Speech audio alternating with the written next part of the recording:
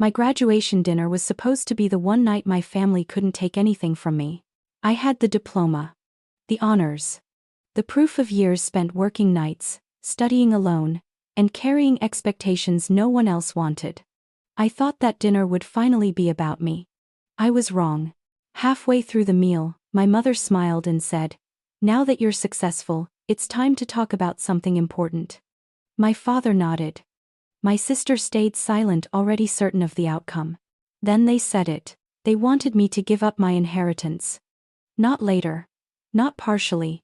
To hand it over to my sister because she needed it more. Because I was strong enough to manage without it. Because that's what family expects. They didn't ask. They assumed. What they didn't expect was my answer. I didn't raise my voice. I didn't argue. I just said no.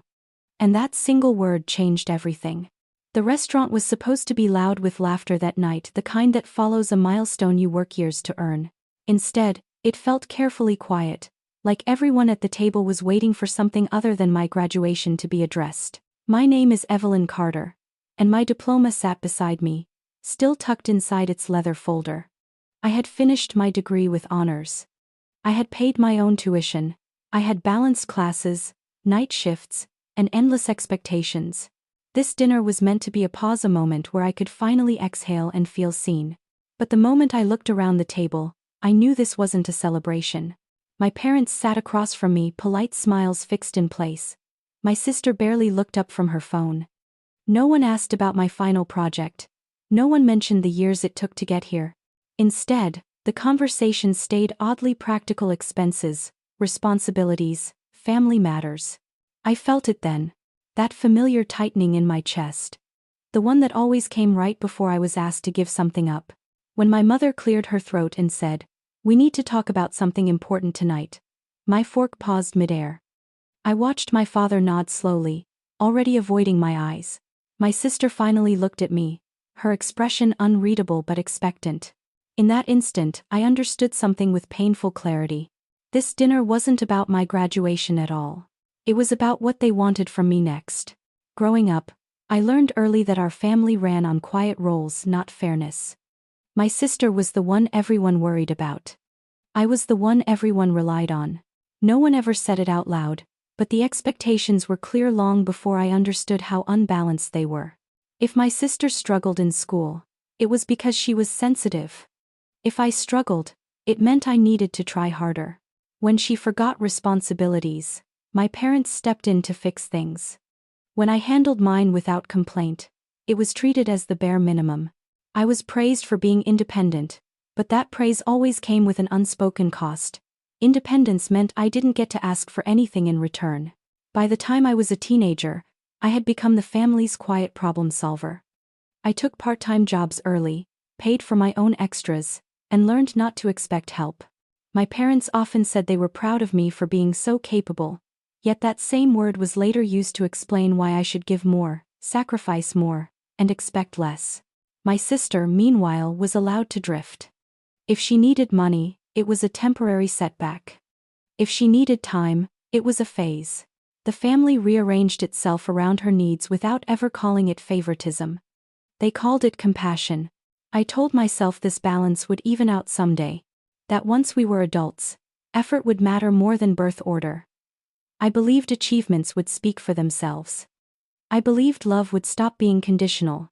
But sitting at that graduation dinner, watching how easily the focus shifted away from me, I realized something I had avoided admitting for years. In my family, being strong had never been a virtue. It had been a justification.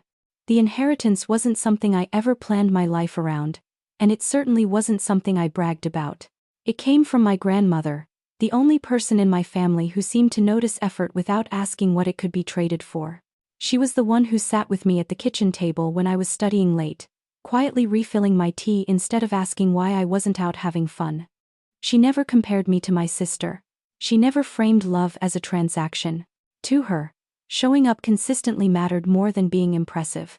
When she passed, she left me a portion of her estate, not because I asked and not because she favored me, but because she believed I would protect it and use it responsibly.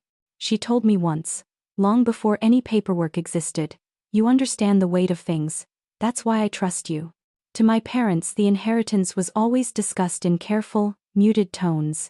They knew about it, but they treated it like a resource waiting to be redistributed rather than a deliberate choice my grandmother had made. It was never framed as her voice continuing after death. It was framed as a family asset that hadn't been corrected yet. I never saw it as money. I saw it as proof that someone in my family had seen me clearly. It was acknowledgement, not a safety net. And I guarded it quietly, knowing that the moment it became visible, it would stop being mine in everyone else's eyes. Sitting at that dinner, I finally understood why the topic had surfaced now. Graduation wasn't the milestone they were celebrating. It was the moment they decided I was stable enough to take something from. The shift didn't happen all at once. It crept in slowly, disguised as concern. My father began talking about how uncertain the future is and how important it is for families to plan wisely. My mother nodded along, adding comments about how success comes with responsibility, how not everyone has the same opportunities, how some people need more support than others. None of it was directed at me, at least not explicitly, but every sentence felt carefully aimed. I listened, pushing food around my plate, the excitement I'd carried into the restaurant draining away with each word. Every time I tried to steer the conversation back to my graduation, my research, my job prospects, it gently slid back to abstract ideas about sacrifice and unity. The pattern was familiar. It was the same tone they used whenever a decision had already been made without me. My sister stayed quiet, which was unusual. She didn't interrupt or argue. She simply waited, eyes flicking between our parents and me, as if watching a negotiation she expected to win.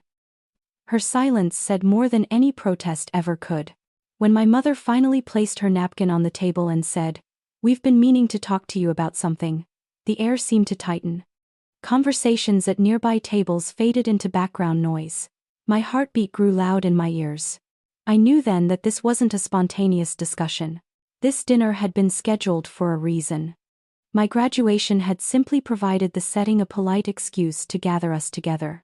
And whatever they were about to ask, they already believed I would agree. My mother didn't raise her voice when she finally said it. She didn't have to.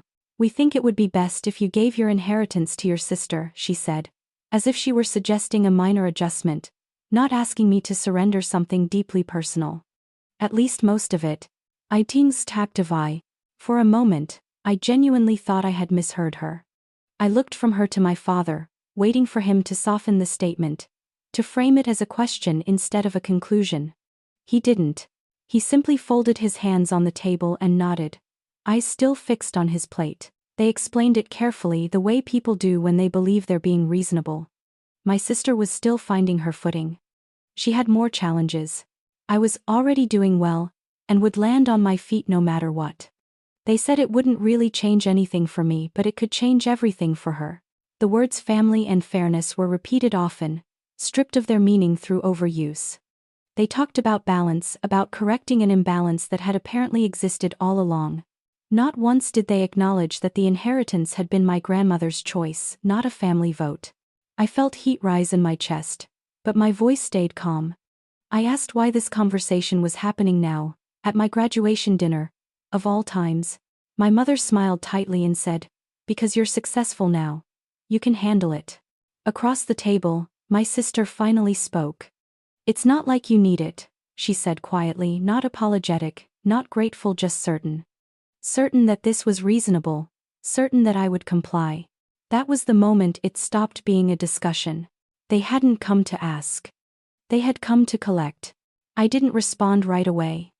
I took a slow breath and set my fork down carefully, as if any sudden movement might turn the moment into something louder than it needed to be. My hands were steady, but my chest felt tight, stretched thin by years of unspoken expectations. "No," I said. The word landed heavier than I expected. Simple, clean, final. My mother blinked, clearly waiting for a longer explanation, something she could interrupt or negotiate. My father finally looked up, surprise flickering across his face before hardening into disbelief. They hadn't prepared for refusal. They had prepared for persuasion. I told them the inheritance wasn't a bonus or a reward for doing well.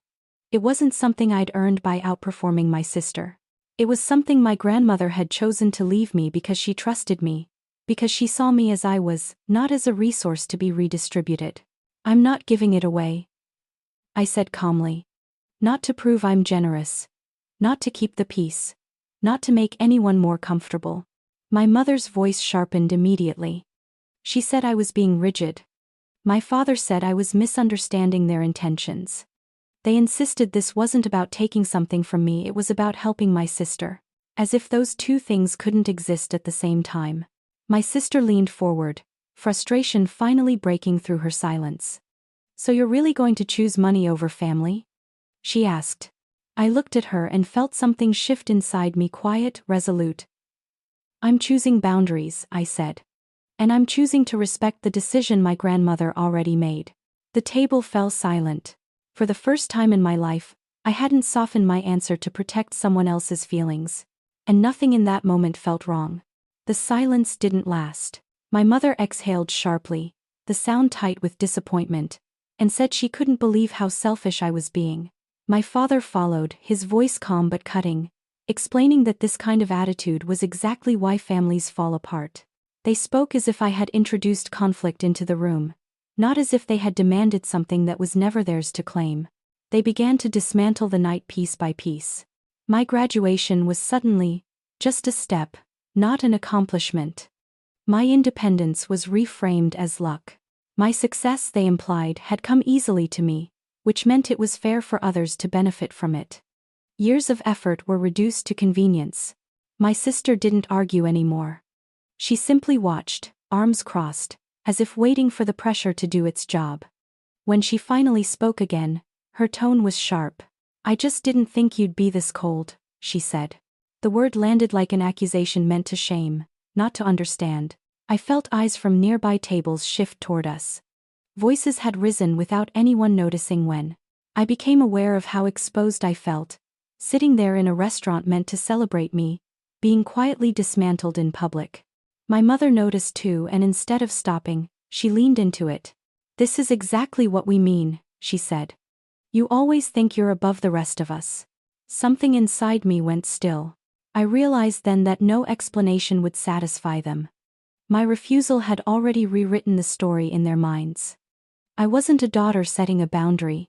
I was a problem that needed to be corrected. And in their eyes, my dignity was an acceptable cost. I stood up before anyone could say more. Not dramatically, not in anger, just with the quiet certainty that nothing left at that table was meant for me. I'm leaving, I said, my voice steady enough to surprise even me. My mother looked stunned, as if she couldn't believe I would remove myself instead of absorbing the criticism like I always had.